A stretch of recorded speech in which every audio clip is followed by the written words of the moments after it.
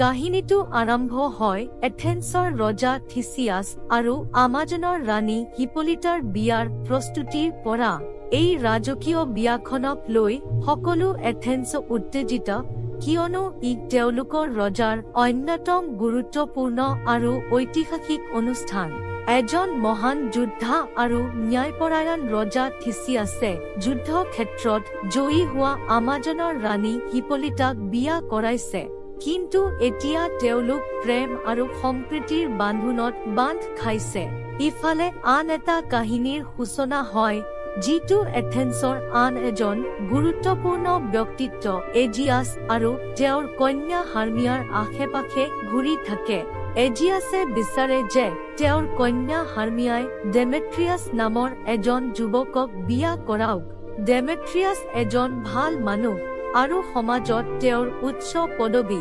কিন্তু সমস্যাটো হ'ল হাৰ্মিয়াই ডেমেট্ৰিয়াছক ভাল নাপায়।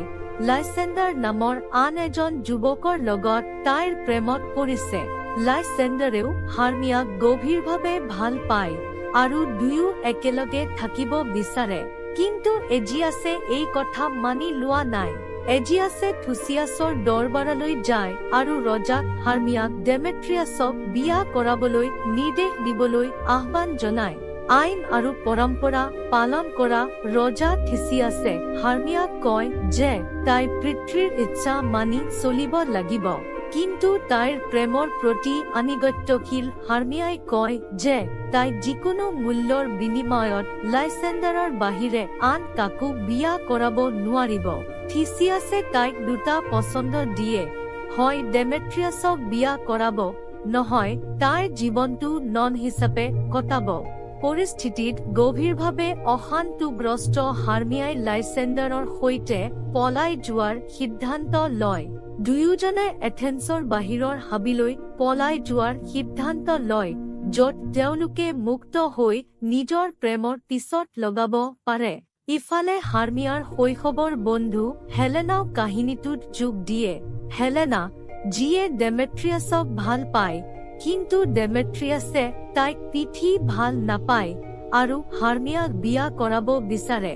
যেতিয়া হেলেনাই হাৰ্মিয়া আৰু লাইচেণ্ডাৰৰ পলায়নৰ পৰিকল্পনাৰ কথা গম পায়, তেতিয়া তাই ডেমেট্ৰিয়াছক কোৱাৰ সিদ্ধান্ত লয়, এই আশাত যে ডেমেট্ৰিয়াছে তাইক নিজৰ লগত লৈ যাব আৰু লগত লৈ যাব।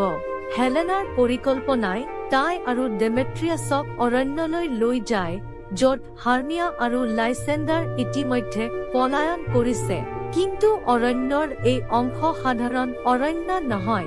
এইখন এখন যাদুকৰী অৰণ্য, য'ত পৰীয়ে ৰাজত্ব কৰে।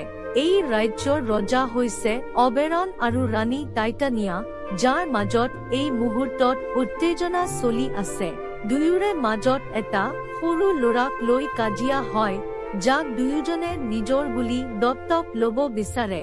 চতুৰ আৰু ধূৰ্ত ৰজা ওবেৰনে নিজৰ দাসপাকক আদেশ দিয়ে যে তেওঁৰ বাবে এটা যাদুকৰী ফুল আনিব লাগে, যাৰ ৰস প্ৰথম দেখাতে প্ৰেমত পৰা যিকোনো ব্যক্তিৰ ওপৰত প্ৰয়োগ কৰা হয়।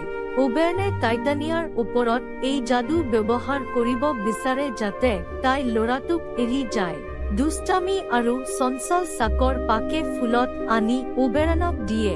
ওবেৰনে টাইটানিয়াৰ চকুত ৰাখে, যাৰ ফলত টাইটানিয়াই প্ৰথম দৃষ্টিত গাধৰ মূৰ থকা এজন মানুহৰ প্ৰেমত পৰে, যাক পিকে নিজৰ দুষ্টামুৰ জৰিয়তে এই ৰূপলৈ ৰূপান্তৰিত কৰিছিল। ইফালে পিছে ভুলবশতঃ লাইচেণ্ডাৰৰ চকুতো যাদুৰ ৰস সুমাই দিয়ে, যাৰ ফলত তেওঁ হেলেনাৰ প্ৰেমত পৰে।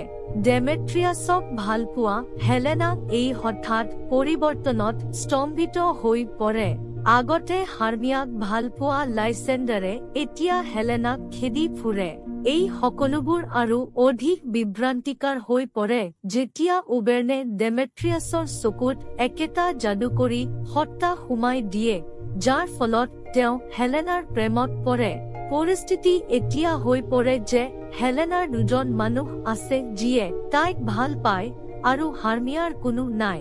পূৰ্বে লাইচেণ্ডাৰৰ প্ৰেমত পতিয়ন যোৱা হাৰ্মিয়া এতিয়া সম্পূৰ্ণ বিভ্ৰান্ত হৈ পৰিছে আৰু এই সকলোবোৰ কেনেকৈ হ'ল সেয়া বুজি পোৱা নাই। সদায় ডেমেট্ৰিয়াছৰ মৰম বিচৰা হেলেনাও এই নতুন পৰিস্থিতিয়ে অশান্তি দিছে, কিয়নো তাই ভাবিছে যে এই সকলোবোৰ এটা প্ৰেংক আৰু মানুহ দুজনে তাইক ঠাট্টা কৰিছে।